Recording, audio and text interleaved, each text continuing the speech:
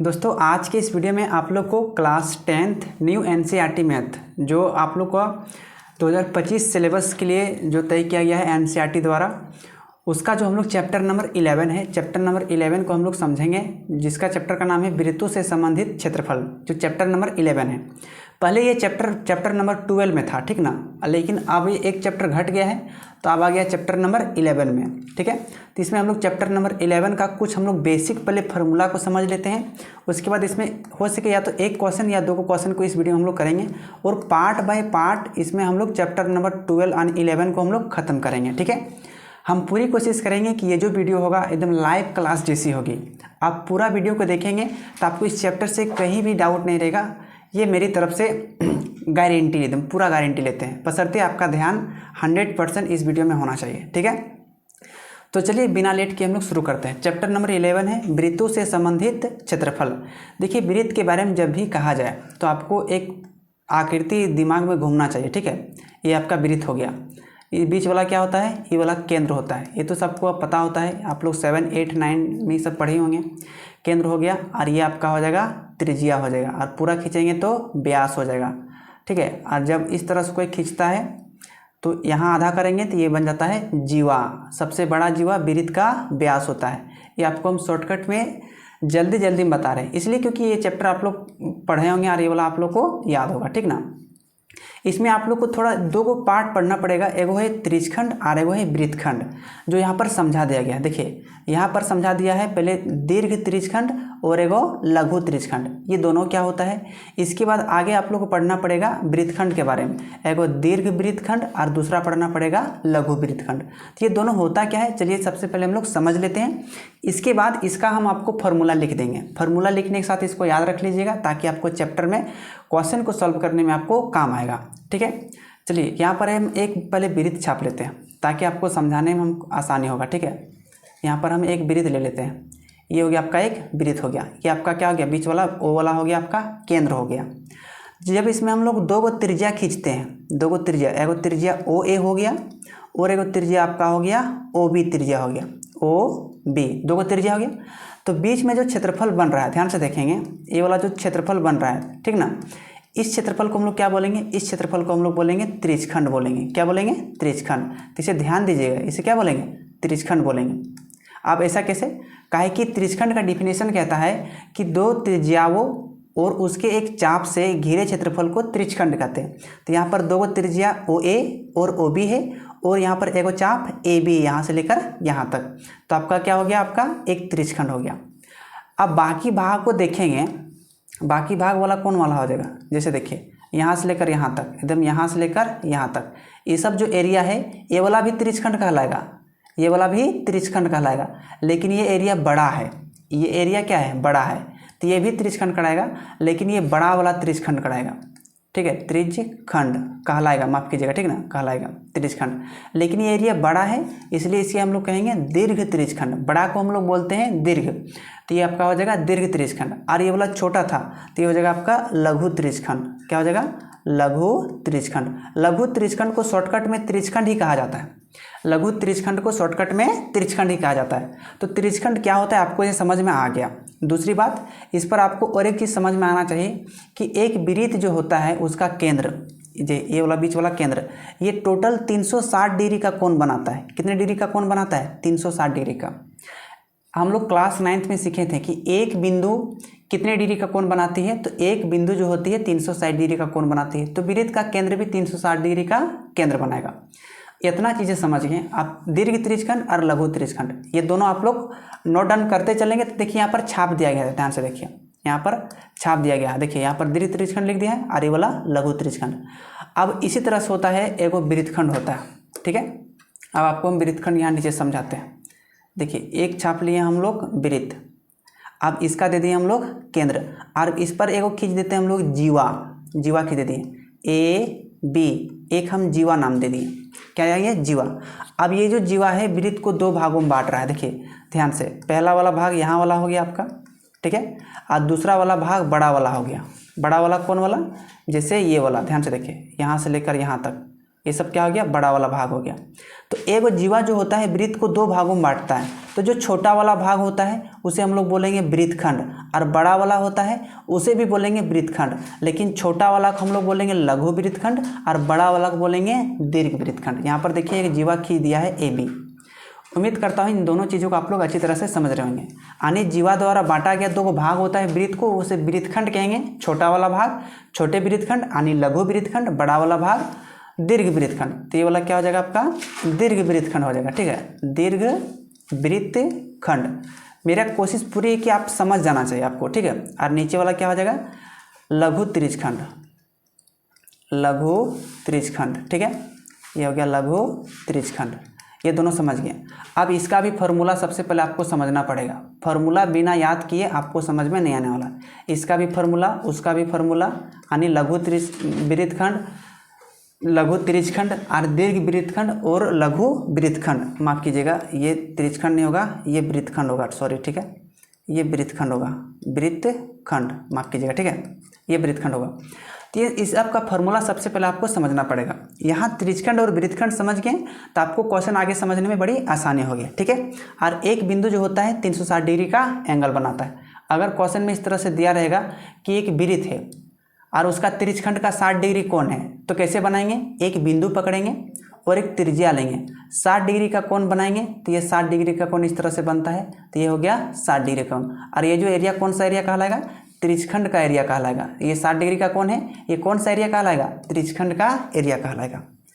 अब उम्मीद करता हूँ यहाँ तक आप लोग वृत्तखंड और त्रिज्यखंड के बारे में समझ गए होंगे। तो आपको हम फार्मूला हम बताते हैं। ठीक है, तो फार्मूला देख लेते हैं। आप फार्मूला आप नोट डाउन करके रख लीजिएगा कॉपी में, ताकि आपको काम देगा और आगे क्वेश्चन नंबर 1, 2 बनाने में आपको आसानी होगा। ठीक है, तो ये देखिए हम फार्मूला यहाँ पर लिख दिए हैं। फार्मूला यहाँ पर सब याद रख लीजिएगा। ठीक है, जो आप 4 गो फार्मूला यहाँ लिख दिए हैं, 1 गो, 2 गो, 3 गो, 4 गो।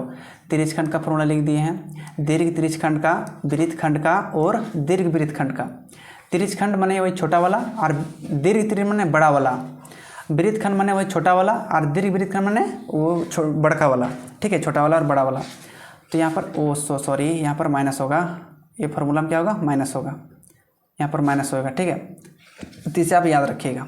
अगर याद कैसे करना नहीं समझ में आता है तो देखिए हम एक बार पढ़ दे रहे हैं। त्रिज्यखंड का जो क्षेत्रफल होता है θ/360 गुना πr², और दीर्घ त्रिज्यखंड का क्षेत्रफल, वृत्त का क्षेत्रफल में से क्या करेंगे, लघु त्रिज्यखंड को घटा देंगे। कैसे, ये आपका हो गया वृत्त और ये आपका हो गया त्रिज्यखंड। तो अब हमको बड़ा वाला का क्षेत्रफल निकालना है, तो पूरा वृत्त में से क्या करेंगे, इस छोटा वाला को हम लोग घटा देंगे, तो त्रिज्यखंड का क्षेत्रफल निकल जाएगा बड़े वाला त्रिज्यखंड का क्षेत्रफल। ठीक है, तो आप लोग ये वाला समझ गए। अब हम लोग नेक्स्ट चलते हैं वृत्तखंड वाला।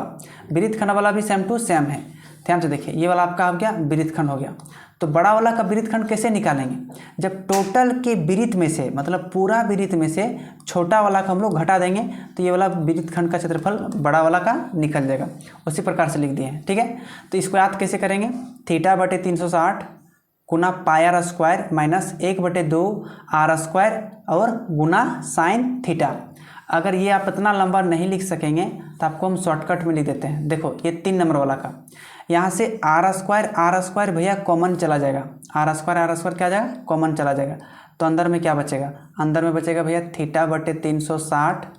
ठीक है, और यहाँ क्या बचेगा, गुना पाई बचेगा। अब r तो यहाँ से बाहर निकल गया है, माइनस 1/2 इंटू साइन थीटा बचेगा। क्या बचेगा, साइन थीटा। ऐसा क्यों, क्योंकि यहाँ से r² बाहर चला गया। ये हो गया शॉर्टकट फार्मूला। ठीक है, और एक दो फार्मूला का यूज होगा। क्या क्या फार्मूला होगा, चतुर्थांश का क्षेत्रफल का। ठीक है, तो 5वां नंबर में लिख लीजिएगा चतुर्थांश का क्षेत्रफल। तो इसे हम यहाँ लिख दे रहे हैं। ठीक है, चतुर्थांश का क्षेत्रफल। चतुर्थांश का क्षेत्रफल क्या होता है, देखिए वृत्त का क्षेत्रफल में से 1/4 से भाग दे दो तो πr², ये होता है वृत्त का क्षेत्रफल। तो चतुर्थांश होता क्या है, जब वृत्त को 4 भागों में बांटते हैं। ठीक है, तो एक एक जो भाग होता है वो अपने आप में चतुर्थांश कहलाता है। तो वृत्त को 4 भाग में बांटे मतलब 1/4 से उसको गुना कर दो तो हो गया चतुर्थांश का क्षेत्रफल निकल गया। ठीक है, तो ये 5 फार्मूला का आप नोट डाउन करके रख लीजिएगा ताकि आपको नीचे काम देगा। ठीक है, अब चलिए हम लोग नीचे देखते हैं क्वेश्चन नंबर 1 और क्वेश्चन नंबर 2 को। है कि जब तक अन्यथा ना कहा जाए, सबसे पहले जो कहा गया उसको पढ़ लेते हैं। क्वेश्चन नंबर 1 नहीं है, पाई बराबर 22/7 का प्रयोग कीजिए। जब तक अन्यथा नहीं कहेगा तब तक पाई का जो मान है हमें 22/7 लेना है। पाई का जो दूसरा मान होता है ना 3.14 होता है, 3.14, ठीक है, ये पाई का दूसरा मान होता है। लेकिन जब तक हमें नहीं कहेगा तब तक हमें 22/7 ही पकड़ना है, ठीक है। चलिए इसको हल करते हैं आराम आराम से। अब हम जैसे जैसे नोट डाउन करेंगे वैसे वैसे आप लिख सकते हैं, एग्जाम में भी वैसे वैसे लिख सकते हैं, ठीक है। चलिए पहला क्वेश्चन क्या है। पहला क्वेश्चन में कहा गया है कि 6 सेंटीमीटर त्रिज्या वाले एक वृत्त के एक त्रिज्यखंड का क्षेत्रफल ज्ञात कीजिए। देखिए सबसे पहले यहाँ पर हल कर लेंगे, कलम उठाएंगे, यहाँ पर क्या कर लेंगे, हल कर लेंगे। आप लोग ब्लू पेन का प्रयोग कीजिएगा, ठीक है। यहाँ पर हम लोग हल कर लेते हैं, ठीक है। पहले एक त्रिज्यखंड छापते हैं, तो पहले वृत्त छापना पड़ेगा। ये आपका हो गया वृत्त, ये हो गया आपका केंद्र। इसमें कहा है कि 6 सेंटीमीटर त्रिज्या है, तो त्रिज्या का मान कितना है भैया, 6 सेंटीमीटर, तो इसको मान कितना दे देंगे, 6 सेंटीमीटर। त्रिज्यखंड का क्षेत्रफल, तो एक त्रिज्यखंड बनाएगा जिसका थीटा कितना दिया है, 60 डिग्री दिया है, यानी कोण का मान कितना दिया है, 60 डिग्री। तो त्रिज्यखंड कितना बड़ा बनेगा, 60 डिग्री जितना, कितना डिग्री, 60 डिग्री जितना। तो यहाँ पर कितना डिग्री बनाएंगे हम लोग, 60 डिग्री का त्रिज्यखंड वाला बनाएंगे। ये हो गया आपका 60 डिग्री और ये आपका हो गया त्रिज्यखंड, यानी इसी का क्षेत्रफल आपको ज्ञात करना पड़ेगा। बात को समझिएगा, इसी का क्षेत्रफल आपको ज्ञात करना पड़ेगा, यानी इस एरिया का क्षेत्रफल। तो सबसे पहले छाप लें, तो त्रिज्या का मान हमें कितना मिला है, 6 सेंटीमीटर मिला, ठीक है। अब हमें त्रिज्यखंड का क्षेत्रफल ज्ञात करने के लिए कहा, तो त्रिज्यखंड के लिए देखिए हमें आर चाहिए, माने त्रिज्या चाहिए। त्रिज्या हमें कितना दे रखा है, त्रिज्या हमें 6 दे रखा है, तो आर का मान कितना हो जाएगा, 6 सेंटीमीटर हो जाएगा। आर का मान 6 सेंटीमीटर। इसके लिए हमें थीटा चाहिए, थीटा माने कोण, के डिग्री दे रखा है, 60 डिग्री दे रखा है, तो थीटा का मान कितना मिल गया, 60 डिग्री मिल गया। अब हमें क्वेश्चन में कहा है कि त्रिज्यखंड का क्षेत्रफल निकालिए, तो लिख लेते हैं। इसीलिए त्रिज्यखंड का क्षेत्रफल बराबर त्रिज्यखंड का क्षेत्रफल बराबर, ठीक है, त्रिज्यखंड का क्षेत्रफल बराबर क्या होता है, फॉर्मूला आपको याद होना चाहिए, थीटा बटे 360 गुना पाई आर स्क्वायर। ये त्रिज्यखंड का फॉर्मूला होता है। आप यहाँ से देख देख के मान रख सकते हैं। थीटा का मान हमें 60 डिग्री प्राप्त है, तो 60 डिग्री लिखेंगे, और बटे 360 होता है तो यहाँ बटे 360 लिखेंगे, गुना पाई का मान 22/7, तो यहाँ लिखेंगे 22/7, क्योंकि क्वेश्चन में कहा है जब तक अन्यथा ना कहा जाए तब तक पाई का मान 22/7 लीजिए, गुना, यहाँ गुना देंगे, ठीक है, यहाँ कुछ नहीं तो गुना है। आर हमें दिया है 6, आर माने त्रिज्या, तो त्रिज्या दिया है 6। अब इसका स्क्वायर करेंगे, त्रिज्या क्या करेंगे, स्क्वायर। अब हल करने तो आप लोग को आता होगा, काटिए, ये 0 0 कटेगा और ये 6 से कटेगा, 6 कम 6, 6 छक 36, और भी कटेगा, 2 से 2 तिया 6 और 11 दूना 22, तो आपका कितना हो गया आपका, तो आपका बचा यहाँ पर 11 बचा, और नीचे 7 और 3 को गुना करेंगे तो आपका हो जाएगा 21, तो गुना 21, और यहाँ 6 का स्क्वायर मतलब 6 गुना 6। देखिए इसके पावर में 2 है, या तो आप 36 लिख सकते हैं या तो 6 गुना 6 लिखिए। हम 6 गुना 6 लिखें ताकि हमें काटने में आसानी होगा। 3 से काटेंगे, 3 7 21 और 3 दूना 6। अब इसे गुना करने में आसानी होगा, 11 दूना 22 और 22 को 6 से गुना करेंगे तो 22 छक 132 हो गया, और बटे में कितना था 7। अब ये सेंटीमीटर में था, स्क्वायर था ना, सेंटीमीटर में, तो सेंटीमीटर स्क्वायर, ये आपका क्या हो जाएगा, आंसर हो जाएगा, यानी 132/7 आपका करेक्ट आंसर हो जाएगा। तो 6 सेंटीमीटर त्रिज्या वाले एक त्रिज्यखंड का क्षेत्रफल कितना निकल गया, 132/7। आप कहेंगे 132/7 क्यों रखें, आप चाहे तो इसे पूर्णांक में चेंज कीजिए या डेसिमल में चेंज कीजिए, इससे कोई दिक्कत नहीं है। हो सके किताब में यहीं पर आंसर दिया होगा, इससे दिक्कत होने वाली नहीं है। मेरी कोशिश है कि आप समझना चाहिए सबसे पहले हिसाब को। तो 1 नंबर का हिसाब तो समझ गए होंगे। चलिए अब हम लोग देखते हैं इसका दूसरा नंबर क्वेश्चन, ठीक है। तो चलिए अब हम लोग देखते हैं क्वेश्चन नंबर 2 को। क्वेश्चन नंबर 2 में क्या कहा गया है, कहा है कि एक वृत्त के चतुर्थांश का क्षेत्रफल ज्ञात कीजिए जिसकी परिधि दिया गया है 22 सेंटीमीटर। यानी एक वृत्त के चतुर्थांश की यानी क्षेत्रफल आपको ज्ञात करने के लिए कहा। अब ये चतुर्थांश होता क्या है सबसे पहले समझते हैं, ठीक है। तो यहाँ पर हल कर लीजिएगा और यहाँ पर एक फ़ोटो छाप लेते हैं चतुर्थांश का, ठीक है। देखिए एक जो वृत्त होता है, ठीक है, उस वृत्त को 4 भागों में बांटेंगे। 4 भागों में जो बांटेंगे उसका जो एक भाग कहलाएगा वो चतुर्थांश कहलाएगा, दूसरा भाग भी चतुर्थांश कहलाएगा। मतलब 4 भाग बांटते हैं तो चारों भाग एक दूसरे क्या कहलाते हैं, चतुर्थांश कहलाते हैं। तो इसमें से चतुर्थांश का क्षेत्रफल ज्ञात करने के लिए कहा गया है। देखिए ये छापते हैं चतुर्थांश, ये रहा आपका चतुर्थांश, ठीक है। इसका क्षेत्रफल ज्ञात करना है, यानी इसका एरिया ज्ञात करना है, ठीक ना। अब इसका एरिया ज्ञात करने के लिए आपको त्रिज्या की आवश्यकता पड़ेगा, ठीक है। तो त्रिज्या जब तक नहीं रहेगा तब तक बनेगा नहीं बनेगा। तो सबसे पहले हम लोग त्रिज्या ज्ञात करना पड़ेगा, लेकिन एक हिंट दिया है कि जिसकी परिधि 22 सेंटीमीटर दिया गया, इसकी परिधि दे दिया है, किसकी परिधि, वृत्त की परिधि। एक वृत्त के चतुर्थांश जब निकालने के लिए कहा गया है तो वृत्त के चतुर्थांश कैसे निकलेगा, जब इसकी त्रिज्या पता रहेगा। लेकिन हमें त्रिज्या नहीं दिया है, जिसकी परिधि, किसकी परिधि, वृत्त की परिधि। तो इसको लिख लेते हैं कि वृत्त की परिधि, वृत्त की परिधि। तो वृत्त की परिधि बराबर कितना दिया है, तो वृत्त की परिधि 22 सेंटीमीटर दे दिया, तो यहाँ लिखेंगे 22 सेंटीमीटर। अब वृत्त की परिधि आपको पता है कि 2πr होता है, 2πr। तो ये वृत्त की परिधि होता है और बराबर कितना मिला है, 22 सेंटीमीटर, ठीक है। अब देखिए 2 का 2 रहेगा गुना पाई का मान 22/7 और r तो सबसे पहले निकालना पड़ेगा। r का मतलब कितना क्या होता है, त्रिज्या होता है। तो हमें त्रिज्या पता रहेगा तब ना क्षेत्रफल निकालेंगे, ठीक ना। बराबर 22 का 22, इसका कैलकुलेशन यहाँ पर हल करेंगे, r का r निकालेंगे, 22 का 22 रहेगा। देखिए यहाँ पर 2 गुना में है तो इधर क्या आ गया, भागा में हो जाएगा, 2 क्या हो जाएगा, भागा में। 22 भी गुना में है तो इधर आके क्या हो जाएगा, भागा में हो जाएगा, 22 क्या हो जाएगा, भागा में।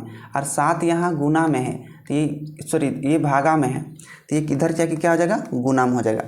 एक चीज़ को समझिएगा, ये जो बट्टा के ऊपर में अंश होता है, अंश जो होता है हमेशा गुना में होता है, अंश हमेशा गुना में होता है।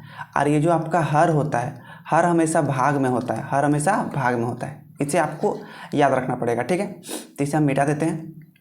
अब यहाँ काट कूट कीजिए, 22 से 22 सीधे कट जाएगा तो r का मान कितना निकल जाएगा आपका, 7/2 निकल जाएगा, 7/2 सेंटीमीटर निकल जाएगा r का मान, r माने त्रिज्या का मान निकल जाएगा। अब हम क्षेत्रफल निकाल सकते हैं, क्यों, क्योंकि हमें त्रिज्या का मान पता चल गया। त्रिज्या का मान कितना निकल गया, 7/2 सेंटीमीटर निकल गया, 7/2 सेंटीमीटर निकल गया। अब हम क्या करेंगे, चतुर्थांश का क्षेत्रफल निकालेंगे, ठीक है। तो यहाँ लिख लेते हैं चतुर्थांश का क्षेत्रफल बराबर, इसीलिए चतुर्थांश का क्षेत्रफल बराबर चतुर्थांश का क्षेत्रफल बराबर।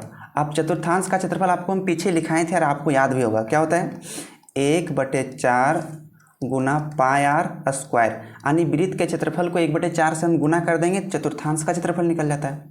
आप यहाँ इसका मान हल करेंगे, ठीक है। 1/4 का 1/4, पाई का मान क्या होता है, 22/7, तो यहाँ रखेंगे 22/7 और r², r का मान अभी निकला 7/2, तो r का मान क्या रखेंगे, 7/2, तो यहाँ रख देंगे 7/2।